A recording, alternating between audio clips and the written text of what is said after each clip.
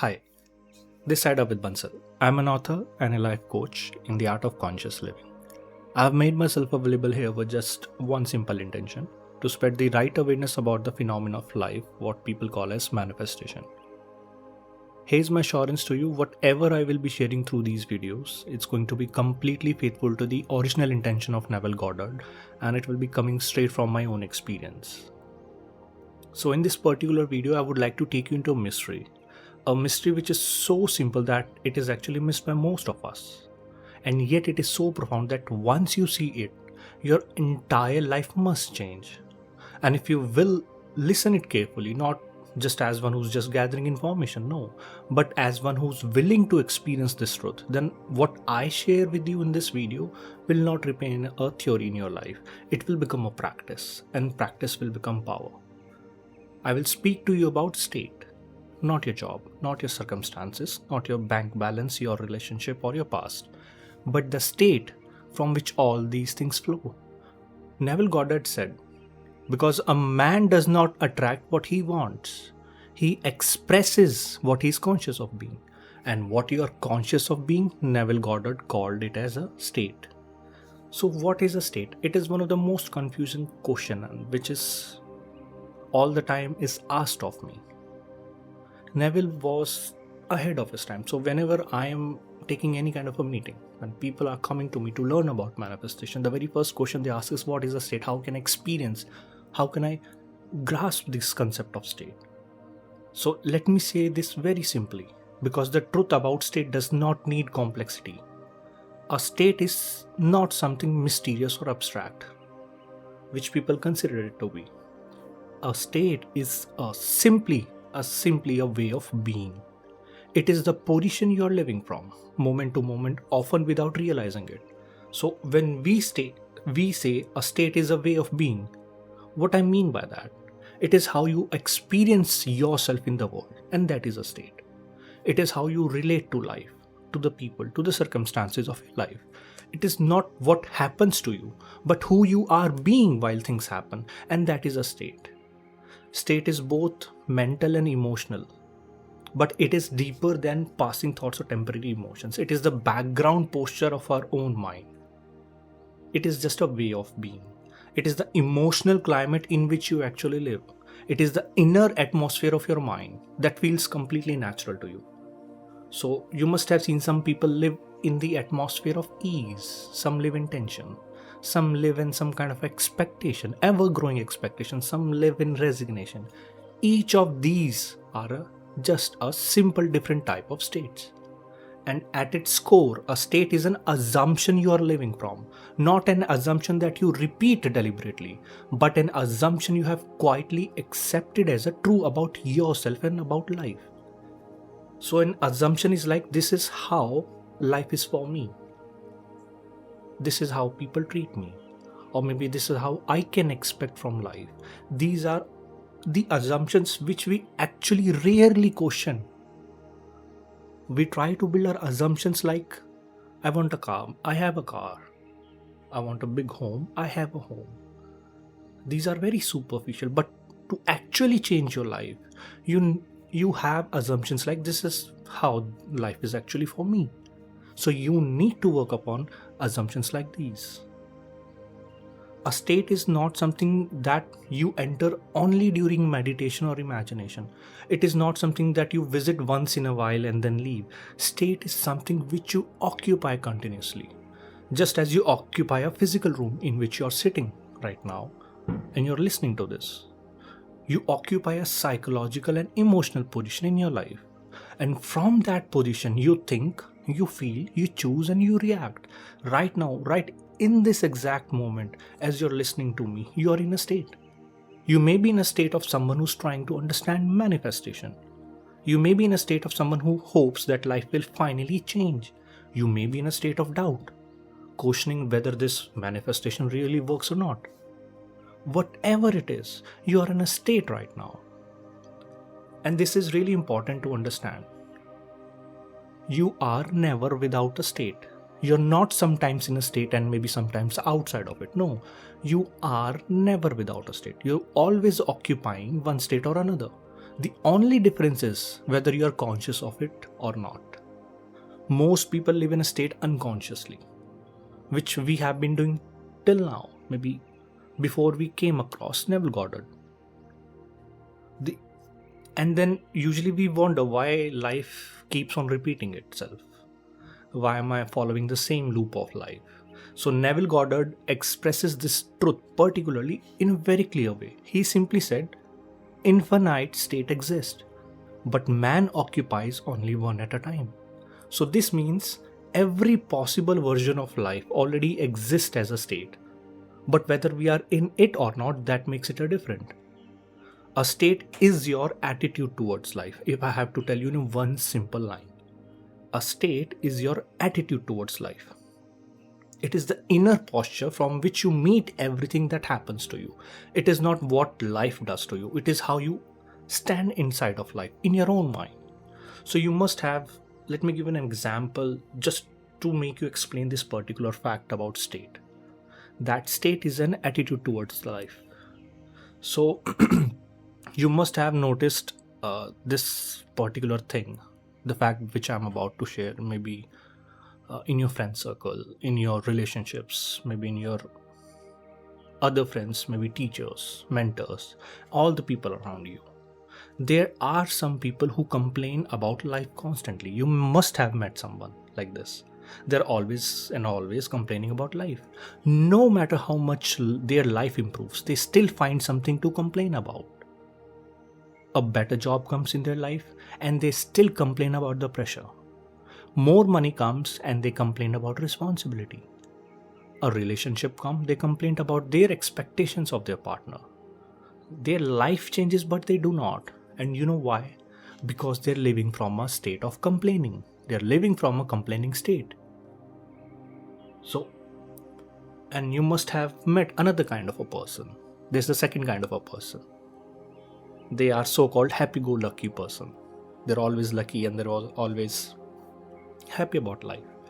They do not overthink every situation. They do not carry constant worry on their face. They move through life with a quiet assumption that things will somehow work out itself. And strangely enough, they often do. They always land in comfortable situations. They receive help at the right time and problem dissolve itself instead of escalating. People look at them and simply say they don't understand the seriousness of life. They say to the happy-go-lucky person, they don't understand the seriousness of life. But that statement reveals something important. The people who say that they are living from a state of seriousness and constant worry, they assume life is heavy. They assume struggle is necessary and inevitable. They assume vigilance is wisdom. And from that state, life must appear difficult to them. And the one who complains is not responding to life. They are expressing their own state. The moment something happens in their life, a familiar inner record starts playing in them. They always crib about it. Oh my God, this always happens to me. Why life is like this? Nothing ever works out for me smoothly. No, it never does. And that inner dialogue is not accidental. It is the voice of their state talking to itself. It is telling you about their state from which they are living. And in the same way, the happy-go-lucky person is not careless. They are living from a state which says, things will be fine, I'll manage. Life always sorts itself out. And that assumptions become their own experience. Not because they try to be positive, but because that mental posture that life will be fine, everything will be fine, I'll manage everything turns out to be good for me. That mental posture is normal to them. And that is a state. A state is your mental posture toward life, an emotional stance, your attitude towards life before anything happens. It decides how you interpret events. It decides how you react. And it ultimately decides what life reflects back at you. So two people can face same situation. One sees problem and another sees a passing phase. The situation is same, but the state is different of these two people. And this is why Neville Goddard taught that life is not changed by effort alone, but by shift in being. So when your state changes, your reaction changes. And when your reactions change, your experience change. And when experience change consistently, people call it a luck. But it was never a luck. It was a state. A state is not what you say once in a while, what usually people do nowadays. It is what you return to automatically. It is a tone of your inner life.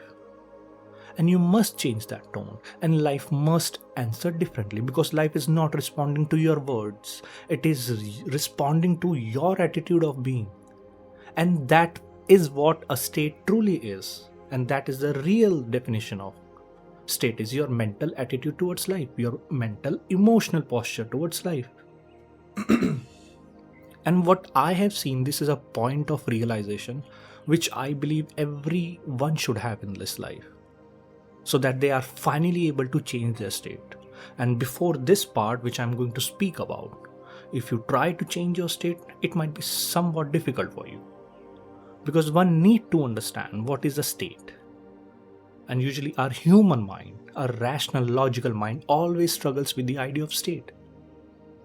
The first reason people find the idea of a state so difficult to understand is actually very simple.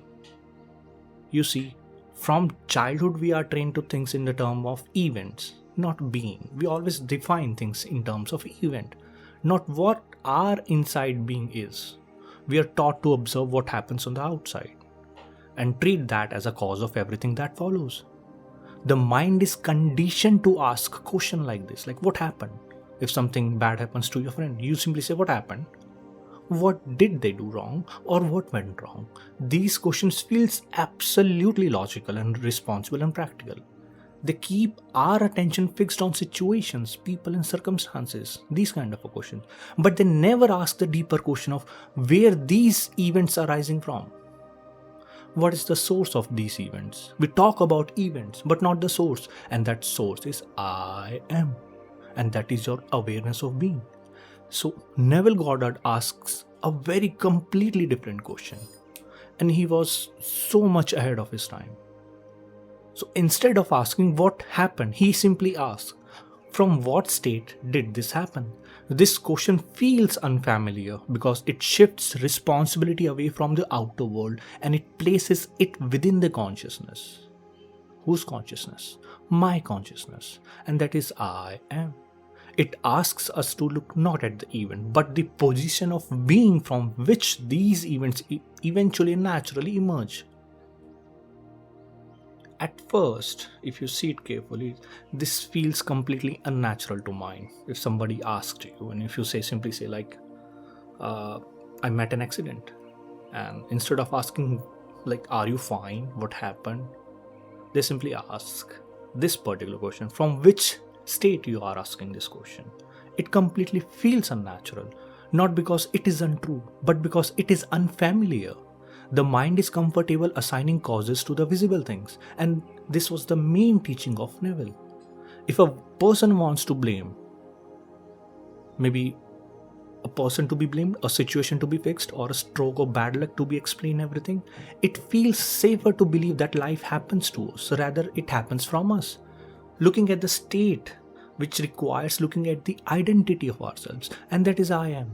And the mind resists this. It does not want to ask this question, who am I being right now? Which keeps it happening in the same way, because the question is uncomfortable. It challenges the long-held assumption about our own self. It suggests that life is not random and the patterns are not accidental. It is the cause of my own mind. Blaming circumstances allows our mind to remain unchanged. Blaming people allows mind to feel justified. Blaming luck allows mind to feel innocent.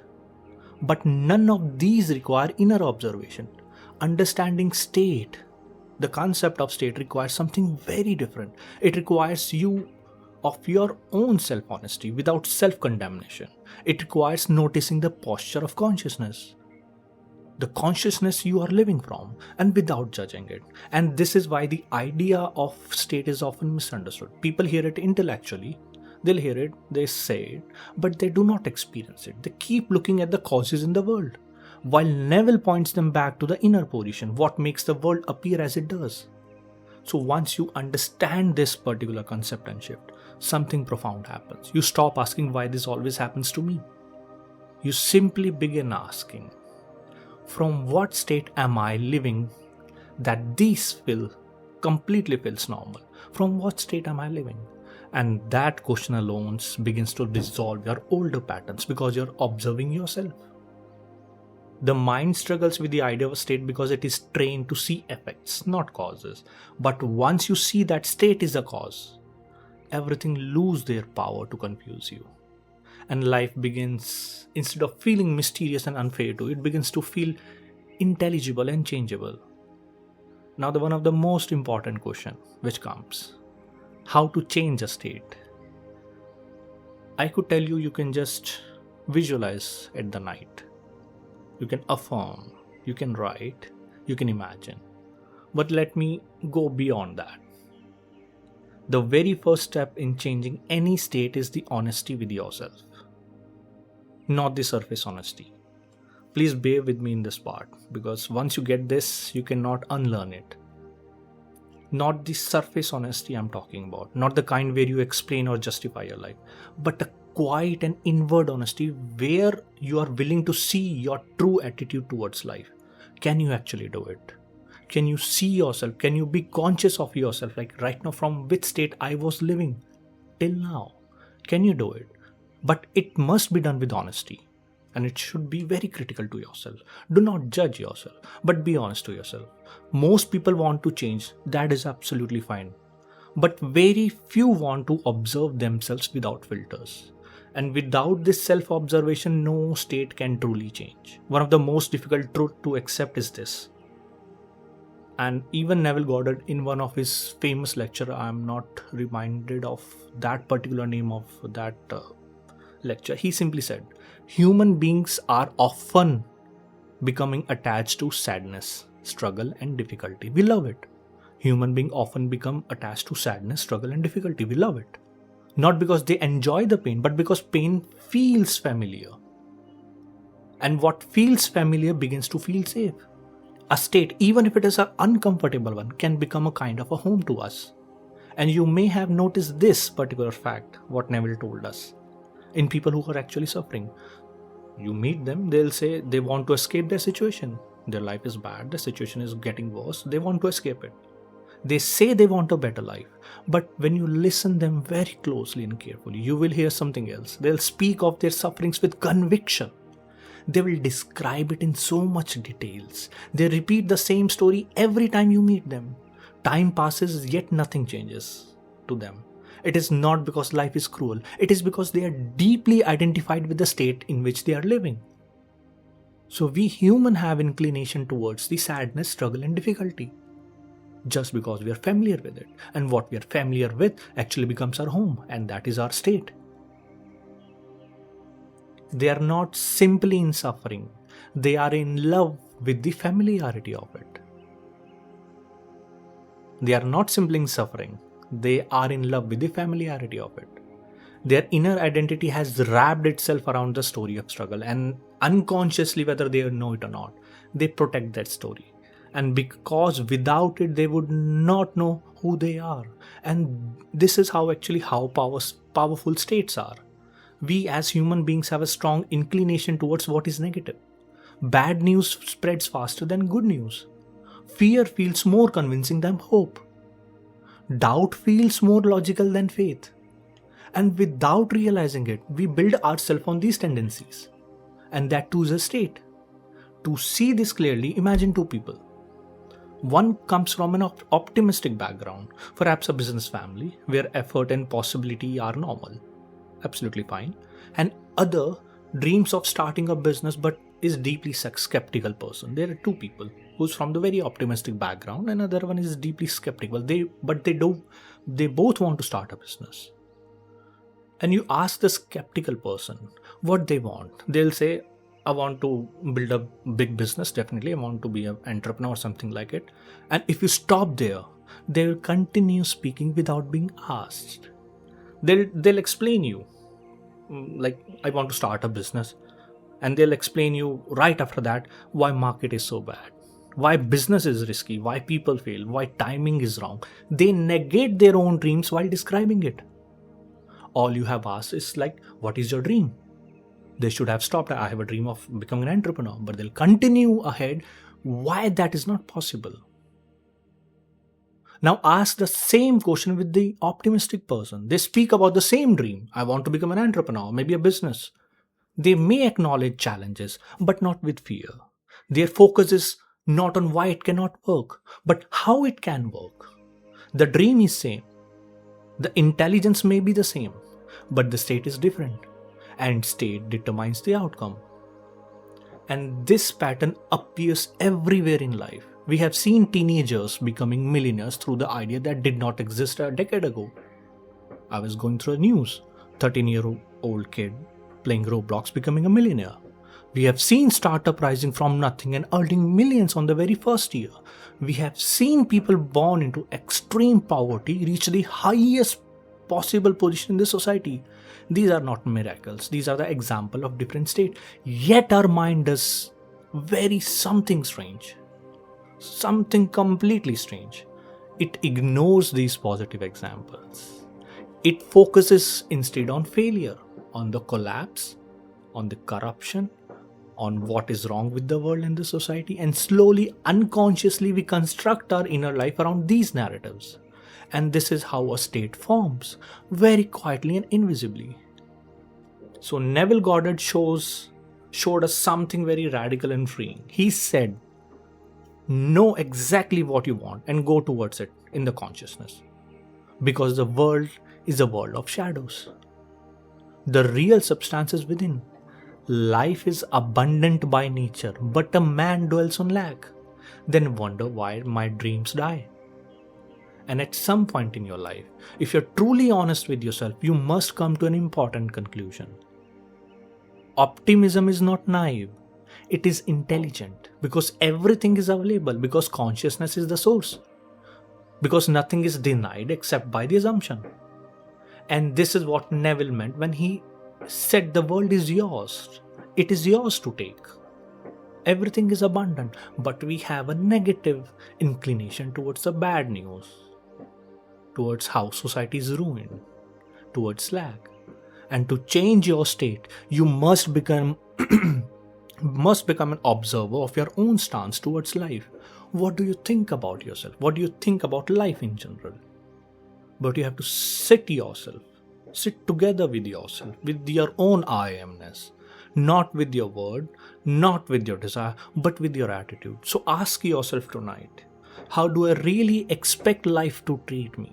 And if you're honest with yourself, you'll get the answer. And once you get the answer, then you can work upon it, because our mind cannot work upon something which is not there. So ask yourself today, how do I really expect life to treat me? How do I expect support or struggle? Do I expect opportunity or disappointment? And the answer to these questions will reveal your state. Then comes the most important moment, to make a conscious decision after this. Once you get your answer, and if you're honest about it, if you're critical about it, then comes the most important part. To make a conscious decision, not an emotional one, not a desperate one. A very calm and inward decision that says, I am no longer living from this position. That was it. I will now choose a new attitude towards life. Because there is abundance, and I will allow myself to live from it. Because you must remember, what brought you here will not take you there.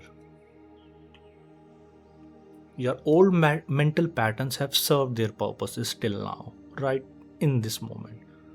They brought you to this point where you're listening to me. But you must get to this point that they cannot carry you forward. A new life requires a new state. A new state requires a new attitude of being. And that shift, howsoever quiet and firm and conscious is how you actually change your state. And when the state changes, life must follow, because it always does.